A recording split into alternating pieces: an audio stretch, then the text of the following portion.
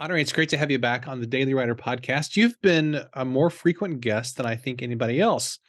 I feel like I should send you some kind of reward or maybe a gold star or something, but regardless, thanks for being here. I appreciate I don't know. I feel like I should send you something. So thank it. you. Thank you for having me. It is an honor, as always, to know you and talk to you. So thank you for having me. Well, thank you for, we're just going to do a round of thank yous here. Thank you for writing this book. You were very kind in mentioning me a few times in here. Too kind.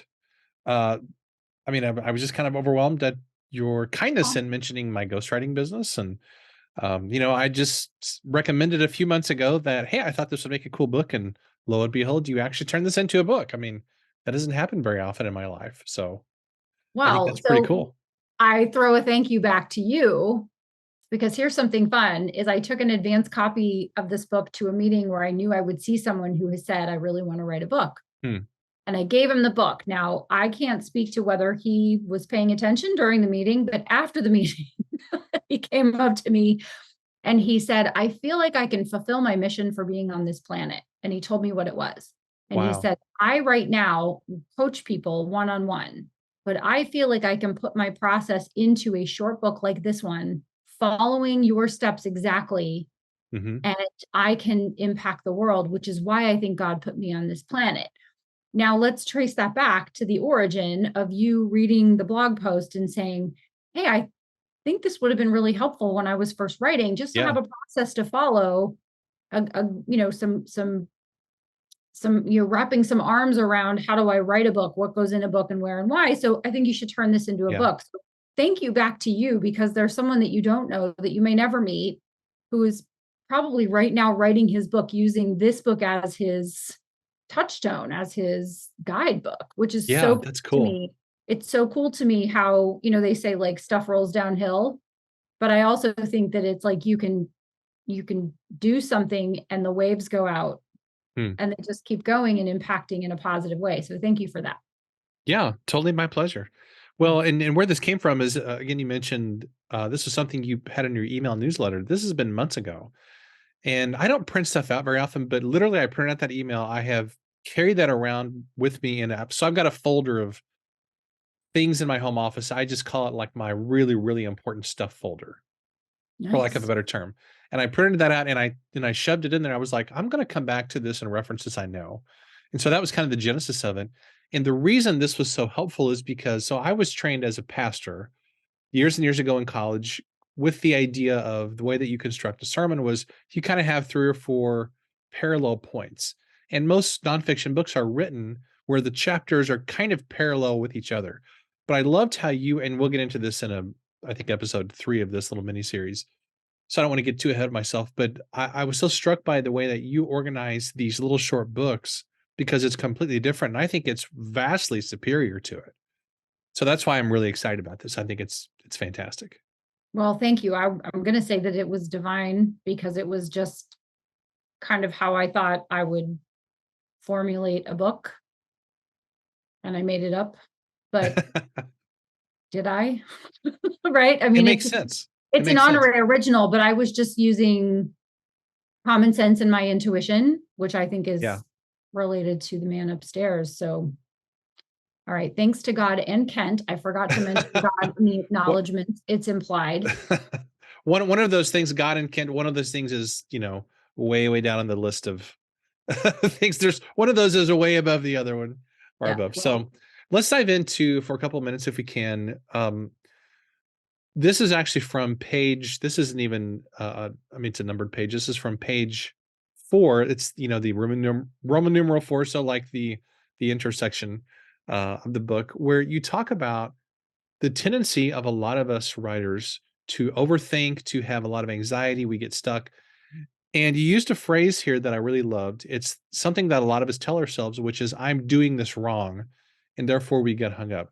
I'm wondering if you can give us a little bit of guidance around this about how do we actually move past this whenever we feel like I'm just doing this wrong the whole time, and so therefore I can't actually write a book. well, not to dive too deep into psychology, but that to me sounds like someone somewhere told you that you were doing something wrong. Hmm. And Totally. you've now applied that to everything. I don't mean you, I just mean anybody, Yeah, in right? general. Oh, I must be doing this wrong. And so I'm going to be paralyzed because I'm pretty sure that someone's going to look at this and tell me I'm doing it wrong. And as we were just talking about before we started, there are always going to be people that tell you that what you're doing is right. There are always going to be Mm, people that are going to tell you what you're doing is wrong. And then there are some people in the middle that are like, oh, it could have been better. It could have been worse. Good job. It's better than a sharp stick in the eye, whatever. And so at the end of the day, I think it's helpful to release what other people may or may not say, especially when you're writing a book, because you can get all of the words down on paper. No one ever has to see it. Now, I'm not yeah, suggesting you take that manuscript script and stick it in a drawer or just leave it on your hard drive and let it die with you. That's not what I'm saying at all. But I am saying you're not writing your book on the screen in Times Square where every word is being broadcast simultaneously exactly. around the world for other people to judge you. You get the opportunity to write whatever you want to write. And gosh darn it, it's your book. Write whatever you want to write in your book. And if someone has some criticism, then let them show you their book and give it a, turnabout is fair play, as they say. And so I think it would be just really helpful for a couple of things. One, to think about, where did this belief come from, or where did this block come from? And is it serving me in this moment Mm, based on my aspiration to write a book or whatever it is that you want to do? And then if you do have something, then maybe it's time to cut it out like a cancer. Maybe it's time to talk to someone about it, figure out if it's real or imagined, and let it go. If it's not mm. serving you and what it is you want to create, then maybe you need to just work through it or let it go, or some combination of that. I wonder if there's an element to this where as we become adults, we all have authority figures or parental figures in our lives as kids, Yeah. whether it's actual parents or teachers or a coach or youth pastor or whatever the case might be. And a lot of people carry those voices with them their whole life. And even when they become parents or even grandparents, they're still hearing those voices from decades Sure. ago, like, you're not doing it right. You're not good enough. You're not this or that. Yeah. Forgetting the whole time that those people who were authority figures way back when where they were their own flawed human beings with their own hangups and insecurities, and it's like we attribute so much value and so much authority to those people when many times it doesn't really jive with the reality of it. That's right. I completely agree. And also, sometimes people say things. I have had people come back to me and tell me something I said to them. I have no recollection of this. It happens to me too. Most of the time it's great. So I'm super glad when it's positive. I also was told you must write a book by Mark Victor Hansen, and I've since spoken to him. I was introduced by a mutual friend. No recollection of ever meeting me, of ever having our 30-minute conversation that Wow. completely changed my life. It's like, nice to meet you. It's like, my friend was like, well, actually, you met her in 2004 and you said something, and now she writes books because you said that. And he's like, that's fantastic. I have no recollection of this meeting.